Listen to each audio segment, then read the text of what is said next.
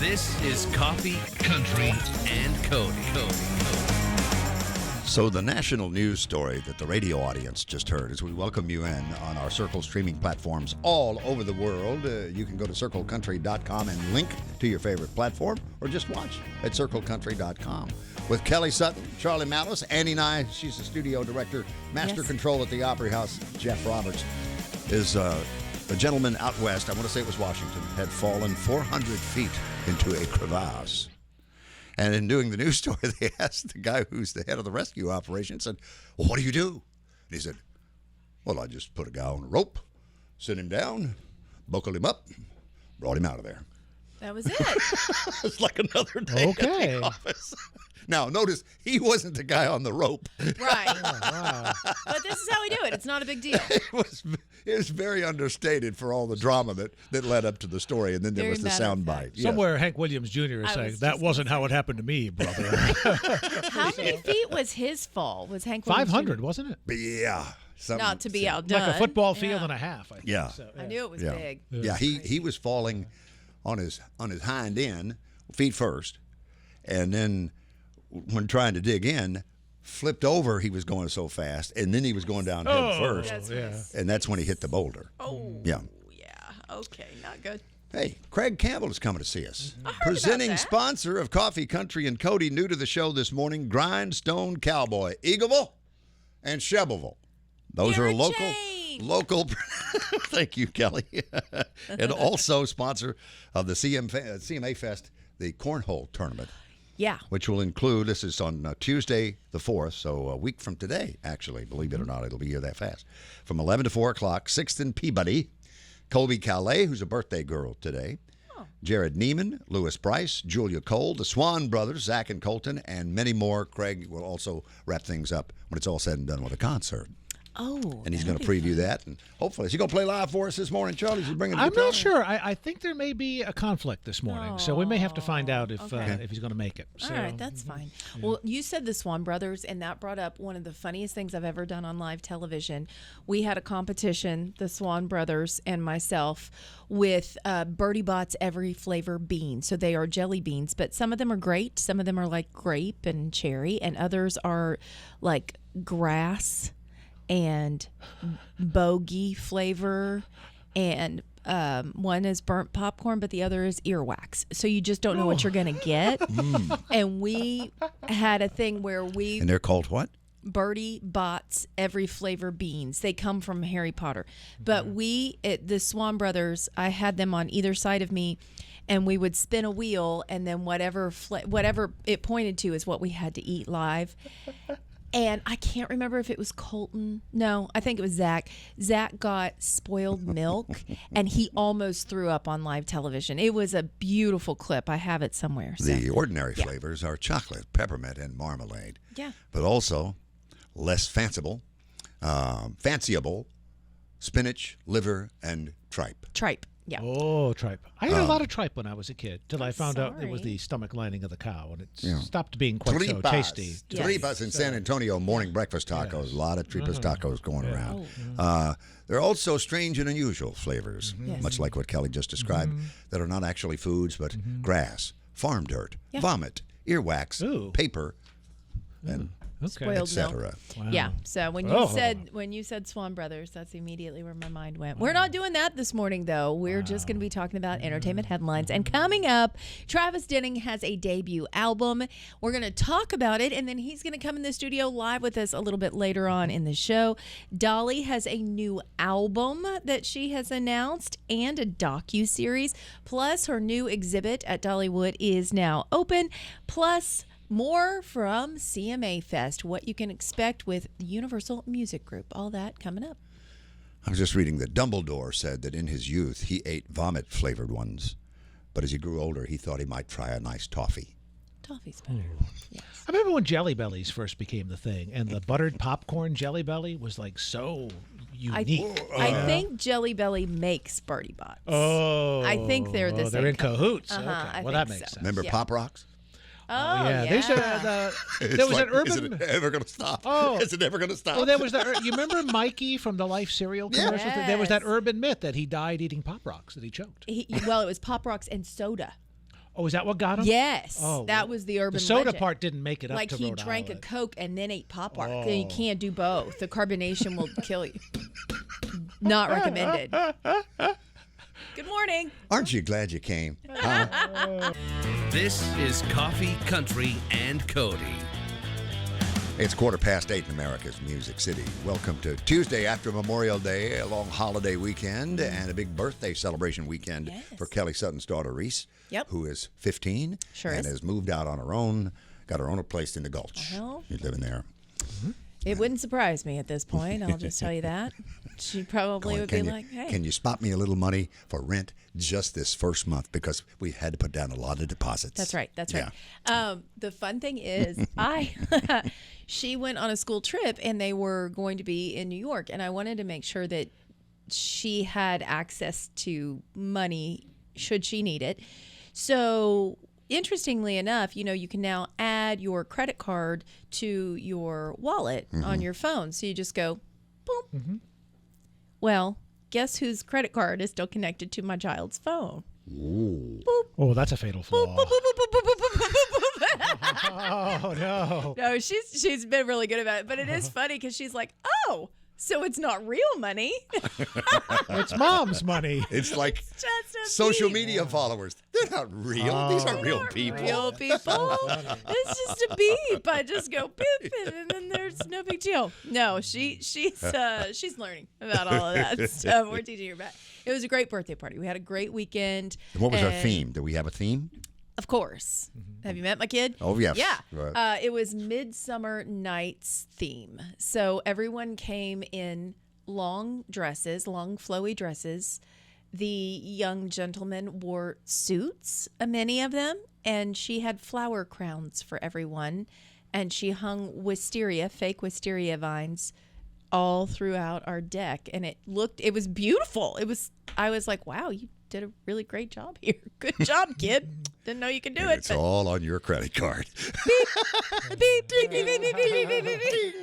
I'm like, what happened here? Okay, we're talking about entertainment headlines. Hey, Travis Paul, if they Denning. offer that overtime, take it. Listen, he knows. He knows. He's like, he looked around and he goes, did we buy all this stuff? I said, yeah. Paul worked Memorial Day because he got double time. He's just signing up for overnight shifts. Okay, Travis Denning, bless. I am so excited to see him. He's coming in to hang out with us in a little bit, and he finally has a debut album. This has been a long time coming. We've had singles, we've had little EPs, but we've never had a full debut album. It is a long-awaited debut album, and it is out. It's called Roads That Go Nowhere. He co-wrote 12 of the 15 songs that are on this project. He said it really chronicles his life's journey. I like it. It's hearty in there with Travis Denning. That one's called Southern Rock. We're going to get more from Travis because he's going to be coming in the studio in just a little bit, so stay tuned for that. The new Dollywood exhibit is open, y'all, and we had our own Charlie Mattos, senior correspondent, on location giving us detailed information. So this is the Dolly Parton Experience, correct, what we're talking about. Yes. And it took place of the Chasing Rainbows Museum. They said it's actually like 3 times as big, this exhibit. It's its own little land, if you will. Oh, I love it. So, what did you experience? Yes. Well, I us. tell you, if you, Renee, my wife, went crazy in this exhibit. Oh, good. Because there's so much Dolly fashion. Number one, there's a whole display of the wigs, which I found fascinating. Yeah. There's a display with tons of the shoes. There's the Dolly perfumes. There's there's an entire area with like truly all the lipstick and makeup. It's remarkably well done. Who has more shoes, Renee or Dolly? I don't know the count that Renee has. I'm going to guess Dolly just because of available funds. Okay. But if Renee had available funds, it would be a challenge. So, Same. Yes. Same. I give her a run for her money. Yeah. Oh, she had your credit. We could do. It's so interesting because a really good friend of mine, Vance Neal, he was a florist for many years, but he actually went to work for Dolly a few years ago, helping catalog all of her pieces, from stagewear to shoes to everything. He was really in charge of cataloging all of that and putting it in this huge warehouse.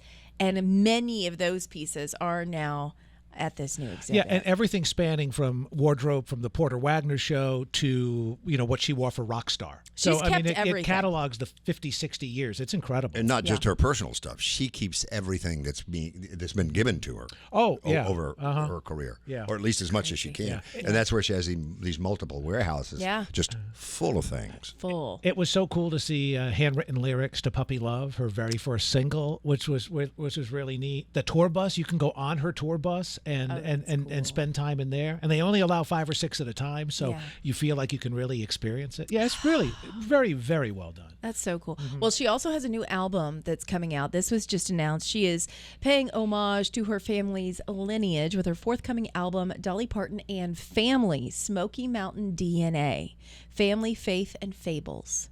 I don't know if I'm a part of this yet or not, but I'm for sure available. If they want to do a DNA test, I'm down for that. When they get to the chapter that's bad eye, chipped tooth, and cauliflower ear, your bunch will be in there. There it is. That's well, you know them from their melodies. We talked about it earlier. Y'all smile for the camera now. There it is. This is coming out November 15th. It's so cool. Her cousin Richie Owens produced this. It explores the heritage of the global icon's 2 families, her paternal Parton side and her maternal Owens side. So how those 2 came together. And, she said, I can't believe it's been 60 years this month since I graduated from Sevier County High School, moved to Nashville to pursue my dreams. The next day. Yes. After she graduated, the very she next moved day. the next day. Yeah. I love it. She said, I'm honored to spotlight our family's musical legacy in this, my Smoky Mountain DNA. So there's also going to be a docuseries, which is currently in production. We'll find out more about that. I think that's actually coming out June, it looks like. So we're going to get a few of those tracks and some more on the docuseries, but then the whole thing comes out in November 15th. I know there was weather over the weekend over there, but what was the crowd like? It was very, very crowded, but not packed that you couldn't enjoy your day. So, that's good. And they've started something new, like 10 to 11 every day at Dollywood is the golden hour. So if you have the Lightning Pass, it's good for every ride as many times as you want. There's no restrictions. They don't even scan it. You go right to the front of the line. 10 to 11 every day is their golden hour. That's nice. So that's how we got to do the brand new Big Bear Mountain ride twice, which was just fantastic. And how That's long does so it cool. last, would you say? I think Big Bear Mountain's probably close to 2 minutes, maybe 2:15. That's if I a had to long guess. That's a ride very for a long coaster. roller coaster. Especially the first time you do it. Yeah. Most of them are like a minute or Exactly, less. yes. Yeah, so that's really impressive. Okay, UMG taking over CMA Fest. So Universal Music Group, they've done this now. This is the second year that they are going to be a part of this. It happens the 6th through the 9th. CMA Music Fest, gets underway. If you want to see some of your favorites that are on the UMG label, now you can do it. It's Maddie and Tay and Tyler Hubbard. Maddie and Tay are going to be at the Opry with me tonight, actually. Yes. they And will Travis be. Denning, who's Yes. coming into the show with us, and Josh Turner, and so many others. Many of your favorites will be a part of this. A full schedule of events, including information, will be revealed soon. You can go to umgnlive.com, but they've got all kinds of really cool stuff. So free performances, they're going to do, of course, photos and signings and all the stuff that we used to do at Fanfare. That's all going to be happening at the UMG booth, and you can get all your details online. My first ever signing at Fanfare, 1994. So I got here in April, so by the summertime, I'm sitting next to Gene Shepard and signing TNN autographs, the Nashville Network and WSM radio personalities. Oh, wow. Talk about a great memory. That's awesome. Coffee, country, and Cody. Hello, Flux, and happy birthday. Jerry Douglas has got a birthday today, 68. Phil Vassar, 62. Colby Calais, 39. Among the faces you'll see around CMA Fest here in the next few days. It was 36 years ago today that Kathy Mattea was number 1 on the country chart with 18 Wheels and a Dozen Roses. And 25 years ago today, Clint Black was number 1 on the U.S. country music album chart with his debut, Killin' Time. And he just celebrated the 35th anniversary recently with multiple nights at the Ryman Auditorium, going track by track and then playing some new stuff at the end. But A Better Man, Nothing's News, Walking Away, Nobody's Home, and, of course, the title track, Killin' Time. Kelly Sutton, good morning. Good morning. Good morning. We've got new music on the way from Post Malone and another collaboration, this time with Blake Shelton. Boy, he hangs out with some of the worst people. I'll tell you what. I'm just kidding. He has all of these collaborations, and he just keeps them coming. This one is one that we saw the lyrics to and did something of a dramatic reading for it last week. But now we actually have a little sample of the song. So take a listen. This is Post Malone and Blake Shelton. Somebody pour me a drink, somebody pour me a smoke. I'm about to get on a bus, I'm about to get on a roll. Yeah, I've been breaking my back, just keeping up with the Joneses. Y'all know.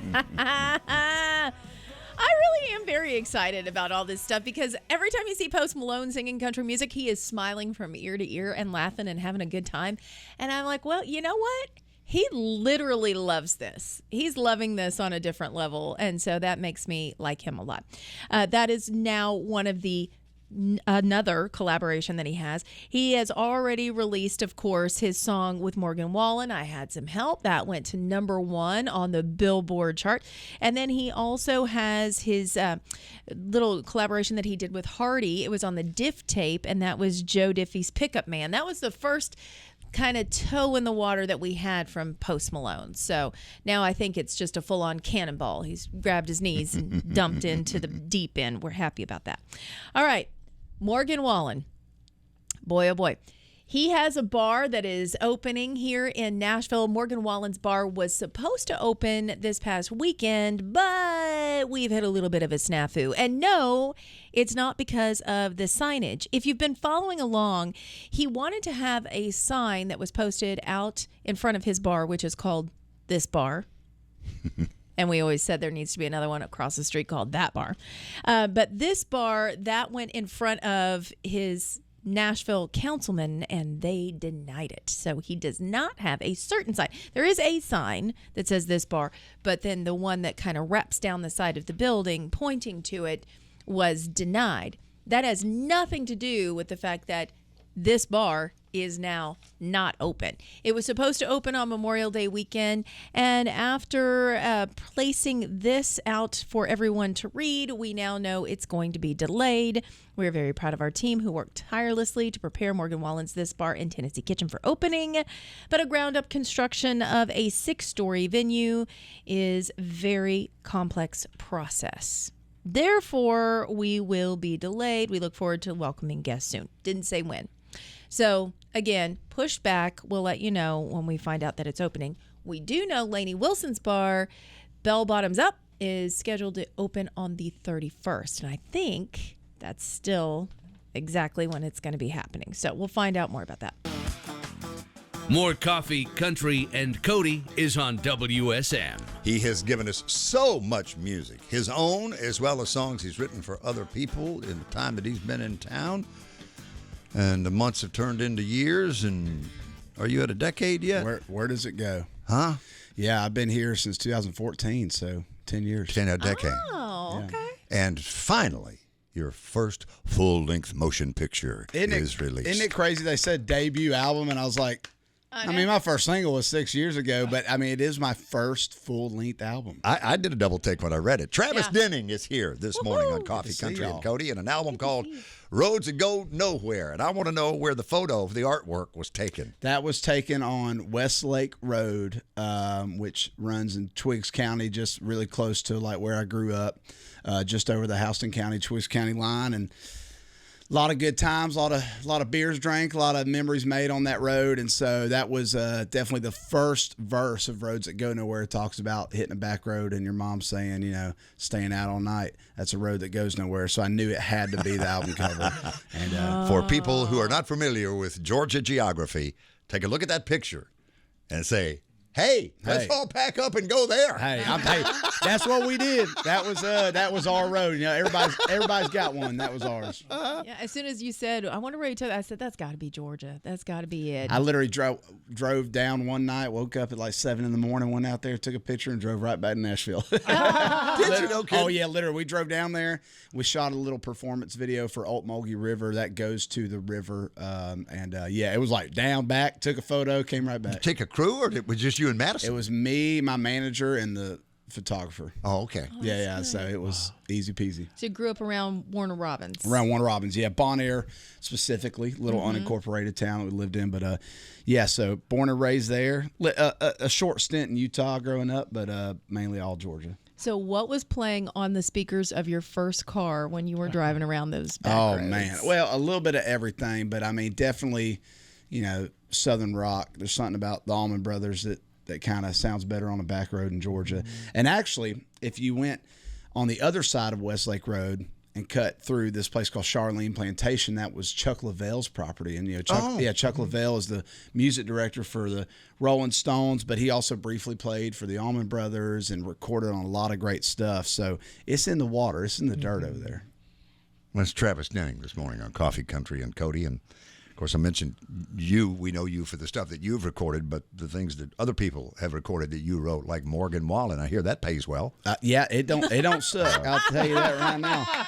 Yeah, I'll take. If he'd like to record more, I'll take as many Morgan Wallen cuts as he's giving out, man. Chase Rice, Jason Aldean, Justin Moore, Michael Ray, among those who've recorded your stuff. Did I understand you said at the very beginning that your mom had that line when you were out on that road at night? Yeah.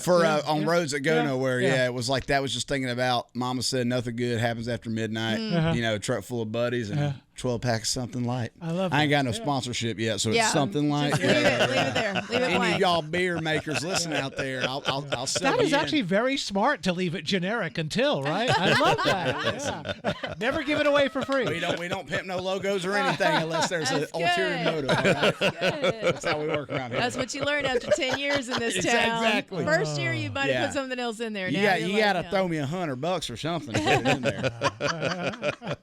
You're a member of the Opry Next Stage class of goodness. We talked about the passage of time being in town a decade, 2018. Crazy. Which is, 6 years now? So wild. Yeah, that was first single early on, and man, it was so much fun. That was such a great thing. I mean, that's really how me and Riley Green, I felt like, really, we had met, but like spending time. I remember we were performing one time doing Next Stage thing, and we were sitting side stage, and he just leans over to me and he goes, "Hey, we should do some shows together." And I was like, "Yeah, that'd be great." He's like, "Yeah, I'll talk to my booking agent." Next day, we get a 35-date tour from him, and I was like, "Oh, I thought we were just going to play a couple shows together." But that was what was so special about the Next Stage, man. Like just being able to connect with somebody like that, was really great. Recount your first Opry visit, your performance. Oh, man. Just unbelievable. It was actually the very first one was at the Ryman, which for me was really special. Just the history of the Opry and everything, being able to do it at where it was started and all that. Charlie Daniels headlined, and it was a 2-for night. I played the early show and the late show, and Charlie Daniels gave me his bow that he played that night. Yeah, I still have it up in my little studio, and man, that was special. And it made the time I finally played the Grand Ole Opry made it even more special because I essentially got 2 first times. I got to do the show and then the place. So when you say Charlie, I think about your connection to the Marshall Tucker Band. Yeah, that was first time I ever stepped foot on stage, played Can't You See with Marshall Tucker Band. And that was actually on the Volunteer Jam tour. So And Charlie was headlining. How old are you? I am 31. No, how old are you? Oh, when that's I was 14 when that happened. Yeah. Can you imagine? But I was 31 in my mind then, So how did you wind up on stage? My dad grew up with Chris Hicks, who plays guitar for Marshall Tucker Band. Oh, okay. And we were like, this was when we lived in Utah. My parents' jobs took him out there, and we went and saw him. And my dad's like, just bring your guitar, Y'all might jam backstage or something. And so I brought guitar, and Doug Gray came by, and he was like, "You ready?" And I was like, "For what?" He was like, "You're getting on stage." I was like, "Okay, sounds good." He's like, "Can't you see?" I was like, "DCG." He was like, "That's my man. You got it." So I just strummed along, and I was like, "Hope I sound all right." He And, gave him the chord structure. I was like, "DCG over and over and over." He's like, "Yes, perfect, got it." I can't imagine what was going through your head at that point. And do you remember at all? Oh yeah, I remember it vividly. Do you have video of it? Oh yeah, there's video on great. YouTube. This was back when you had to bring your own camera. It wasn't on a phone. Oh, Yeah, it was So the big my one. dad had like 24 seconds recorded. It probably took 6 weeks to upload on YouTube, but it is on YouTube. And yeah, it was so cool. Like Huey Thomason from the Outlaws, they were there. He got on stage with us, and then he passed probably 2 months after that. It was just such a very special thing, and I got to meet Charlie, and man, it was just cool. It was super cool. Sometimes they say you don't want to meet your heroes, but Charlie Daniels never disappointed, right? I mean, Man, that's he the was beauty of Charlie Daniels. He was unbelievable. He really was. And when I got to reconnect with him at my Opry debut, he gave me his bow, and I was like, well, man, I said, I'm glad you came and said, hey, I said, because I wanted to tell you about, when I was 14, first time he said, well, then we got history together. And I was like, yes, sir. And it was so cool, man. It was just a special moment. Love him. It's like, so who would you say? Oh, man, Waylon just called me Hoss. Yeah. It changes everything, doesn't it? When Charlie knew your name, you never felt more special. Yeah. Truly. I still remember the first time he knew my name. I was like, wow, okay. Well, he had it easy with me. Well, Just had to remember his own name. So kind of took half the Very battle true. out there. Well, the debut album is Roads That Go Nowhere. We've talked a lot about that. We're going to feature Southern rock. You and Hardy teaming up here. And how much of this Mustang story is true in your life? The Mustang story was really Jesse Alexander's, who she co-wrote the song with me. When we were writing this song, me, her, and Chase McGill, we were kind of putting every bit of our growing up in pieces into the song. And she was like, she's like, my dad had a 68 Mustang, rusty, nasty, all this stuff. And that was part of the Southern rock, was on those cinder blocks, and that Southern rock of the Ford and everything and stuff. And so that was a little bit more hers. But I did get to whip that Mustang in the video. There wasn't no stunt driver. That was all me. Oh, really? Yeah. So now I think it's a true piece of me. And I was just looking at your tour schedule. Are these dates with Hardy? Yes, as sir. a part of this tour? Mm-hmm. So Rogers, Arkansas on Thursday of this week, and then Maryland Heights, Maryland at the Hollywood Casino on Friday. And I wanted to mention Rogers because during these recent tornado outbreaks, there were at least eight confirmed deaths in Arkansas. Yeah. And Rogers was very hard hit. And you think of Rogers, you think of Bentonville, Walmart. you think of Walmart. Right. Yeah. And what a densely populated area that is. I know, yeah. It feels like tornado season this year has been one of the worst ever. Doesn't it? I feel like, and maybe it's part of just our technology, like we're seeing more of them, but yeah, you hate when you hear one that hits a populated area, it's my thoughts and prayers out to everybody there. So we'll try and put on a good show and lift their spirits. Yeah, you get to help them smile. Absolutely. Probably having in a few days now. And then not too long, you're back at the Opry stage, June 11th. Kelly Sutton will be at the podium with you that night. Come on, pound it. There you go. There it is. There And it then is. this Saturday, you'll be in the home of Steve Warner, Noblesville, Indiana. Yeah, he can kind of pick a guitar a little bit. Yeah. It's decent. He's not too bad. Yeah. Who were some of your you talk about Charlie Daniels and the Marshall Tucker Band and Southern rock influences and all that. Dickie Betts would come to mind. Absolutely, Dickie, and rest in peace, man. We just lost him. Yeah, Dwayne Allman, obviously, Toy Caldwell from Marshall Tucker Band, and then like on the rock and kind of heavier side, I'd say Angus Young from AC/DC was one of my earliest favorites.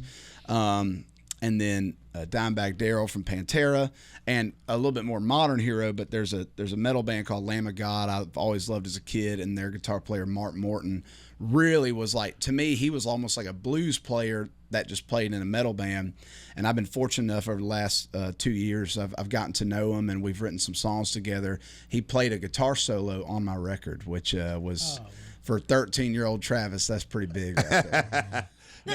How many of those are left-handed that you mentioned? None of them. Not a single one of them. I obviously, Hendrix was a big love of mine. He was about the only lefty that I listened to. You said earlier it was 6 years ago that you put out your first single. Yeah.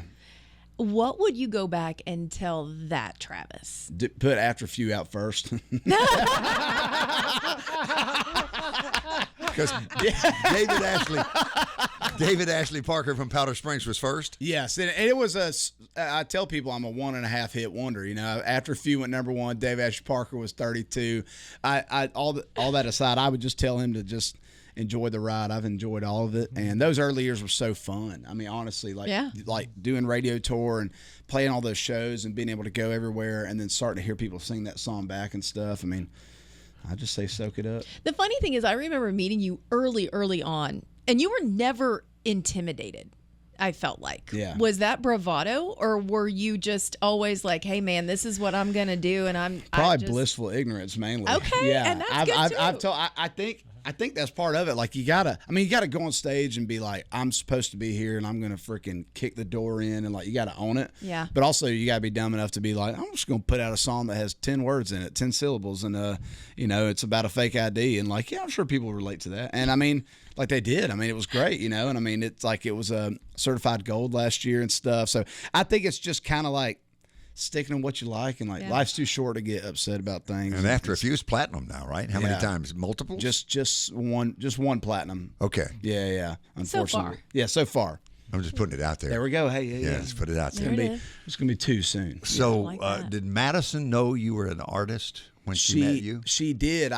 Because I tried to use that to stunt on her a little bit, and then as I found out, why am I cringing right now? Yeah, I'm cringing for you. I remember like I met her at Losers, a true Nashville love story, and she was like, "What do you do?" And I was like, "Well, I'm a Universal Music Group recording artist."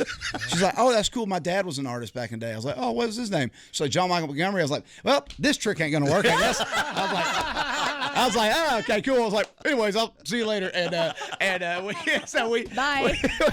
It was so funny. I was like, "Okay, cool." But honestly, that's helped us a lot in the sense of like she understands. Oh, all yeah. of it, the road. Well, and goodness right. gracious. I mean, we're talking about an uncle, Yeah. Eddie. Uncle. Now a brother in Yep, Walker. brother. Yep. And you, her Yep. husband, now husband. I know it's so she definitely gets it and everything. But First meeting with John Michael Montgomery. oh, it was awesome. So I drove up to Kentucky. Man, we had been dating maybe a month, and went up and I just visited her. Kentucky had just lost like in basketball, like in March Madness. So everybody was bummed out. But I would have rescheduled, man. yeah, Well, that's happened a lot lately in March Madness. dude, So trust they've me. been bummed a lot Trust up me. there. I know. I know. It's been an ongoing thing. I'm like, man, thank God I like football, and thank God I'm a Georgia fan. I've been through a lot of it myself. But yeah, I went up and she was like, I'm gonna see if my parents will come and get a drink with us. I was like, awesome. Like, I'd love to meet him. And, man, we ended up sitting at this bar called Two Keys, which I don't think is there anymore, but it was literally a college bar. And we went, and they came with us, and we all had a couple drinks and met. And me and John Michael just talked about Tony Lane songs and things like that, and just gushed over him and some of our favorite writers. And it was pretty cool. The next day, I was going to be gone for like 3 weeks. And, like, the ACMs were coming up and all that. And John, like, booked Madison a flight and said, like, you should go out there and spend time with him. I was like, dang, I must have done a pretty good impression, I guess. So, yeah, and we've been fishing buddies ever since. Any advice that he has given you that you've hung on to? Oh yeah, he said get out while you can. You should have got a degree. No, not so much advice, but what I do connect with him on is like when I talk about things that I'm going through in the business or things that have happened. Like he's like, oh yeah, like that was how it was back then, which is kind of comforting to know. Like, I mean, at the end of the day, a lot of things don't really change. It's just record great songs and go on radio tour and meet people and do all the things that they tell you to do, and it will pay off. And John Michael Montgomery recorded great songs because we're still singing them and know every word to It's them. so wild to think that Sold that's his biggest fan song. Like that's what he closes his shows with, and I think that's what he's most known for. But the ballads. But it wasn't even really critically acclaimed. Like it wasn't his biggest hit. Like there's hits that were bigger than that in the sense of like chart success. Yeah, just massive, massive songs. So crazy. I'm curious what songs, because obviously we've mentioned success as a songwriter. When do you start harvesting these for? Okay, this is gonna be for my record. Nobody's getting this one. It's just a gut feeling. It's like the second you write it, or the second you hear it.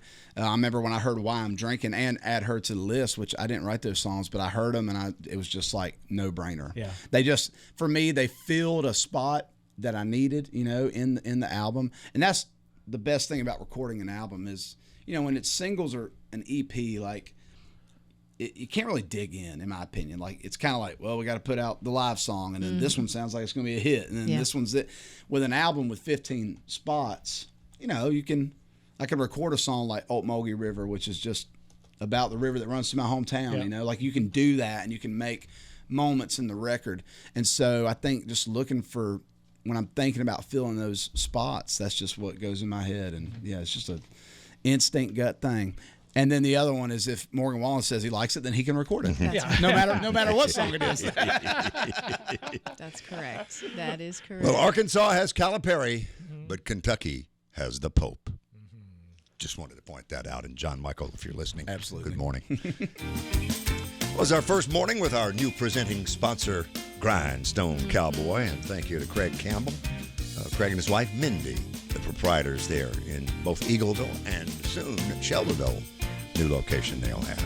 Kelly Sutton, who you with at the Tuesday night Opry here in a little while? Well, tonight we got Miss Jeannie Seeley coming on. Tyler Braden's going to be there. Susie Bogus, Charlie McCoy, T. Graham Brown, the Isaacs, Maddie Ante, and Ernest.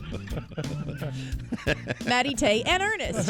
I'm going to put them all on stage together. And thank you to Annie Nye, our studio director, Jeff Robertson, master control at the Grand Ole Opry House, Charlie Mattos, Kelly Sutton. I'm Bill Cody. We're going to do this all again tomorrow, the Wednesday edition of Coffee, Country, and Cody. Hope you'll join us.